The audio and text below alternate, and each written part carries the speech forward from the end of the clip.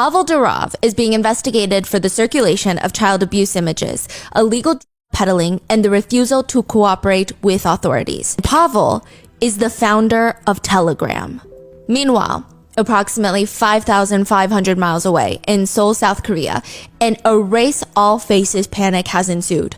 Middle schoolers, high schoolers, they're busy trying to wipe their face from the internet. Not specific photos, literally any single selfie off of social media, no matter how innocent it is, they're going dark. They're deleting it all. While the Telegram founder has been arrested in Paris, South Korea is going through another Anthem case where users are flocking to Telegram to share non-consensual, sexually explicit material of victims. The girls don't even know they're victims until it's too late. And it's very different this time, because it's all deep-faked. The way to get into these Telegram chat rooms is you submit a set of photos of any girl or woman. It has to be someone that you know personally. Then you have to provide personal details of that person in the picture. In addition to that, you need to provide 10 pictures of them. So usually the pictures are a collection of that person's Instagram, Naver, Facebook, Kakao social media posts, as well as pictures you might have taken in person of them, because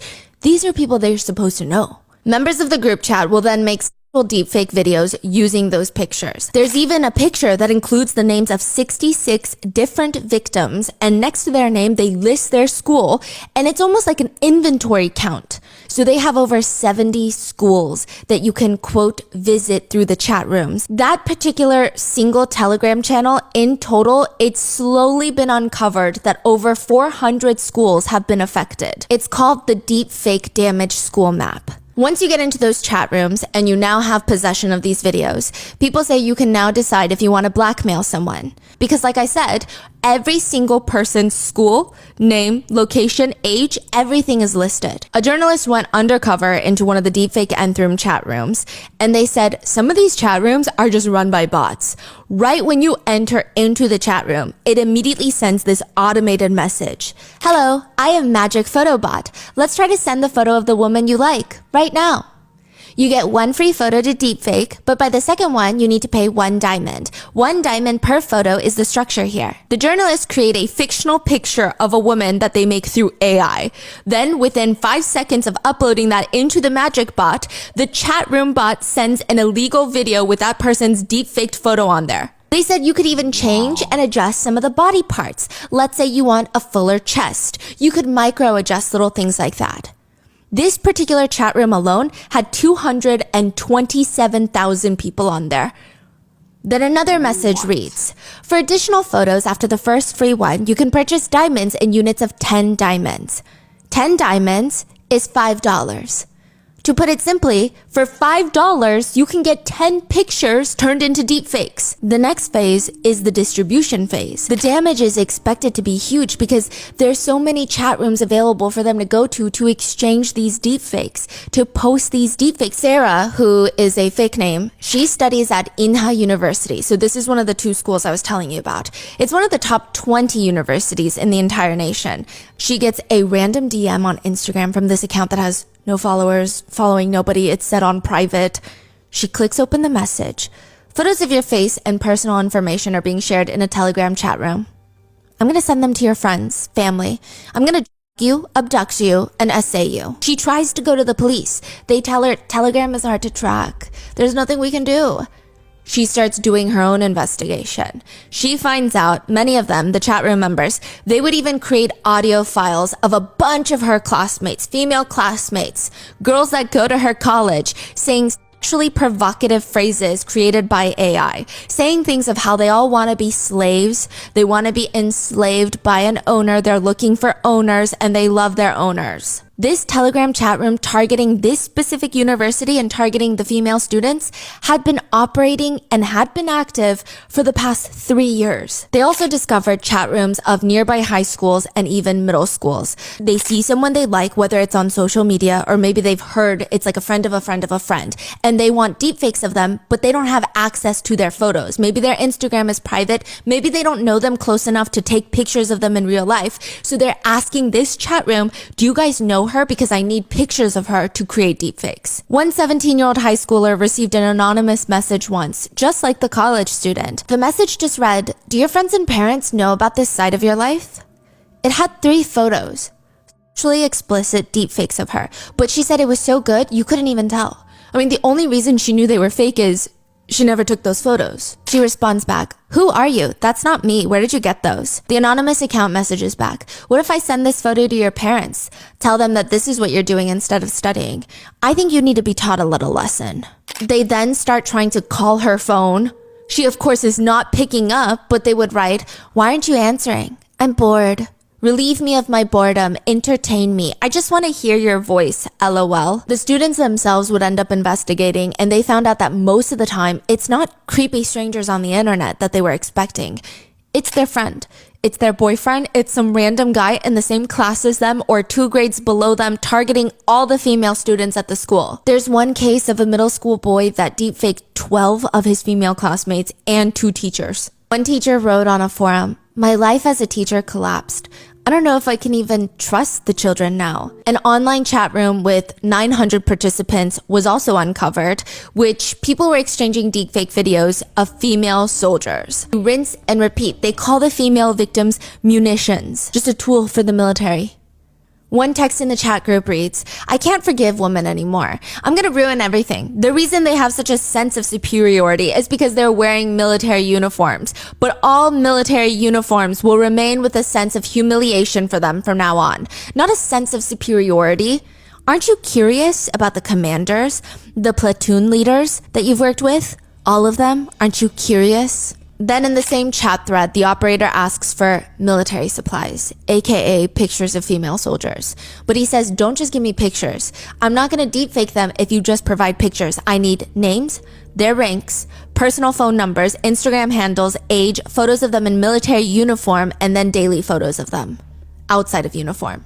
When someone would send in those photos, it would be deepfaked and sent back into the group where they would all, quote, enjoy it together. But with this new nth room case, or how they call it, it's not solely about deepfakes. They also found very alarming Telegram chat rooms reminiscent of the former nth room case that prosecutors and police vowed to never let happen again. They discovered humiliation chat rooms. There's one chat room with almost 2,000 people in there with categories that read acquaintance room, so friend of a friend room, cousin room, older sister room, younger sister room, mom room. When you enter, it is exactly what you imagine. Either guys posting pictures of their family members to get entry into the room so that other members can deepfake their relatives. So there is a panic in South Korea right now where everyone is resorting to deleting everything they can off social media. A group of men in South Korea were also freaking out too. They're posting onto forums about everything going on and how scared they feel about their futures. They write, "If I delete every trace of Telegram, will I still get caught?" One chat room between a few guys has been exposed, and they're all reacting to the news of the deepfakes.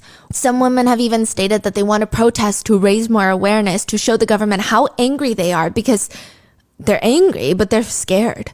Their identities could be leaked by the that come to almost all the women organized protest.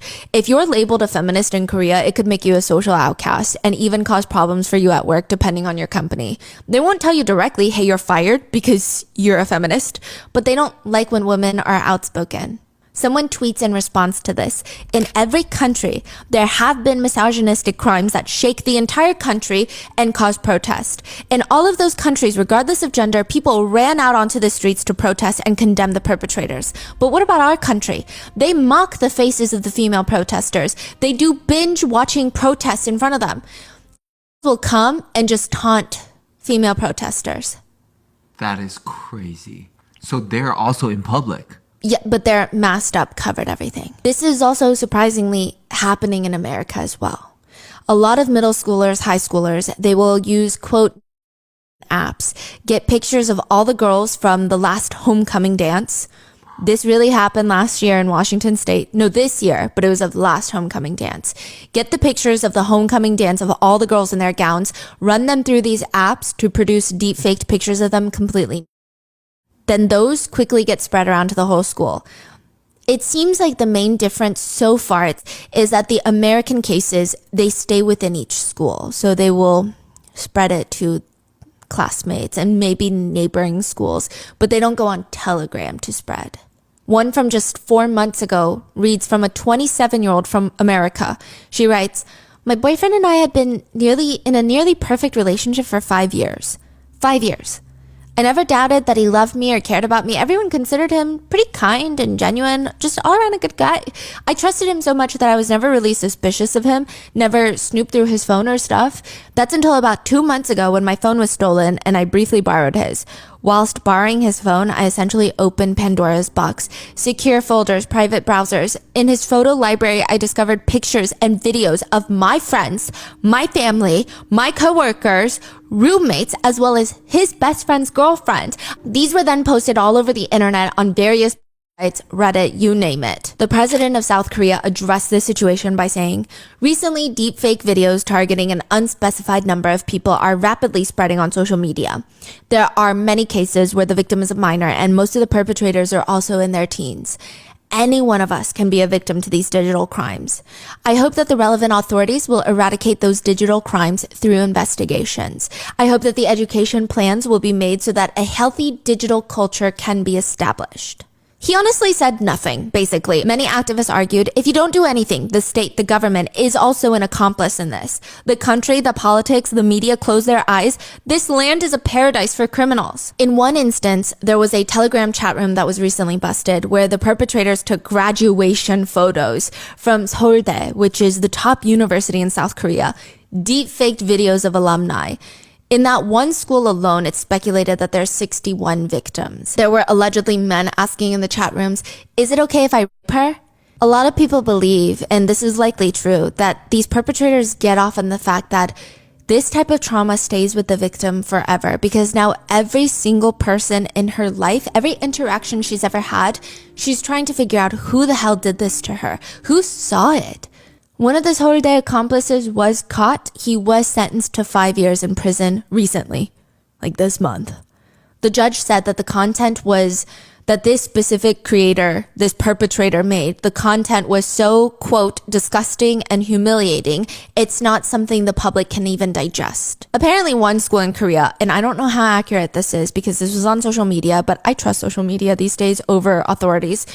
There were allegations that they held an emergency seminar about the deepfaking issue. This one school, they forced all the girls to the auditorium to give them, quote, education on deleting all pictures, never taking another photo again, never posting a singular photo, nothing to avoid somehow being victimized in something that they can't even control, while the boys played soccer outside.